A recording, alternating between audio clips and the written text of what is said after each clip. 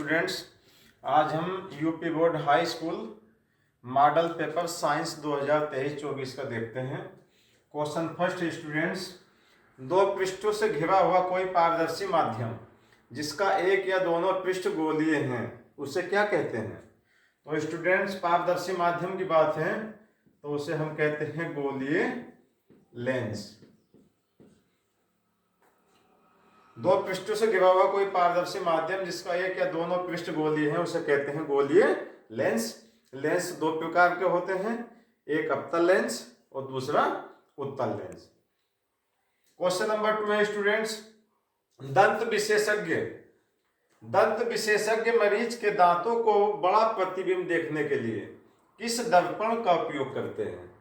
दंत चिकित्सक मरीज के दांतों का बड़ा प्रतिबिंब देखने के लिए किस दर्पण का उपयोग करते हैं? तो स्टूडेंट्स, इसका आंसर आ जाएगा अवतल दर्पण।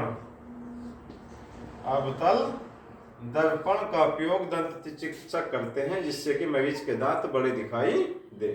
क्वेश्चन नंबर 3 स्टूडेंट्स, मानव नेत्र में अभिनेत्र लेंस की फोकस दूरी को समायोजित करने की क्षमता को क्या कहते हैं? तो स्टूडेंट्स, इसका आंसर आ जाएगा समंजन क्षमता। समंजन क्षमता। समंजन क्षमता। स्टूडेंट, मनुष्य के नेत्र में उत्तल लेंस या जिसको हम नेत्र लेंस या अभिनेत्र लेंस भी कहते हैं, उसकी एक विशेषता होती है कि अधिक प्रकाश में फोकस दूरी तथा कम प्रकाश में फोकस दूरी को बदलने की क्षमता होती है, उसे हम कहते हैं समंजन क्षमता। क्वेश्चन नंबर 4 स्टूडेंट्स, श्रेणी ए को श्रेणी बी के साथ हमें सुमेलित करना है। श्रेणी ए को श्रेणी बी के साथ। तो स्टूडेंट, विद्युत विभवांतर को स्टूडेंट्स हम वोल्ट में मापते हैं।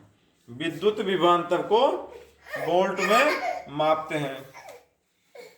उसके बाद है विद्युत धारा। विद्युत धारा को स्टूडेंट हम एम्पियर में मापते हैं। तो विद्युत धारा का जो यूनिट है एम्पियर है। उसके बाद आता है विद्युत शक्ति। तो शक्ति को हम वाट में मापते हैं, वाट। प्रतिरोध को स्टूडेंट हम ओम में मापते हैं। यह हमारा जो सुमेलित हो गया। क्वेश्चन नंबर 5 स्टूडेंट, एक लेंस की क्षमता 0.5 डायोप्टर है, उसकी फोकस दूरी ज्ञात करनी है। तो स्टूडेंट्स, फोकस दूरी का सूत्र होता है हमारे पास F = 100/P सेंटीमीटर। तो 100/P का मान है 0.5। P का मान 0.5। नीचे से दशमलव घटाएंगे, ऊपर एक शून्य बढ़ा देंगे। 1000 हो गया बटे में 5। 5 से डिवाइड कर देंगे स्टूडेंट, तो ये आ जाएगा हमारे पास 200।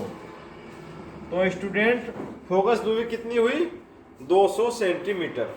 चूंकि स्टूडेंट क्षमता फोकस दूरी हमारे पास धनात्मक है, तो लेंस की फोकस दूरी धनात्मक होने का मतलब है कि लेंस हमारे पास उत्तल लेंस है। क्वेश्चन नंबर 6, बेंजीन का अणुसूत्र। बेंजीन का अणुसूत्र स्टूडेंट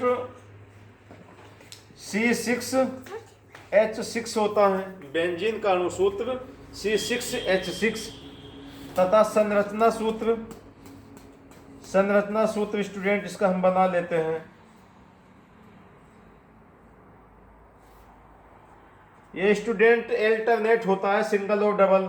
यहाँ सिंगल बॉन्ड होगा तो यहाँ डबल होगा, यहाँ सिंगल होगा यहाँ डबल होगा, यहाँ सिंगल होगा यहाँ डबल होगा, और सभी जगह हाइड्रोजन एटम ज्वाइंट हो जाएगा स्टूडेंट।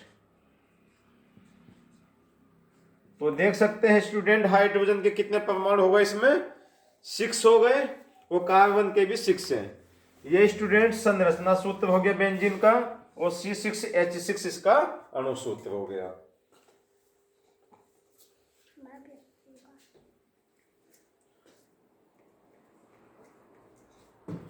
उसके बाद स्टूडेंट क्वेश्चन नंबर 7 है, विभवांतर तथा धारा के बीच ग्राफ कैसा आता है?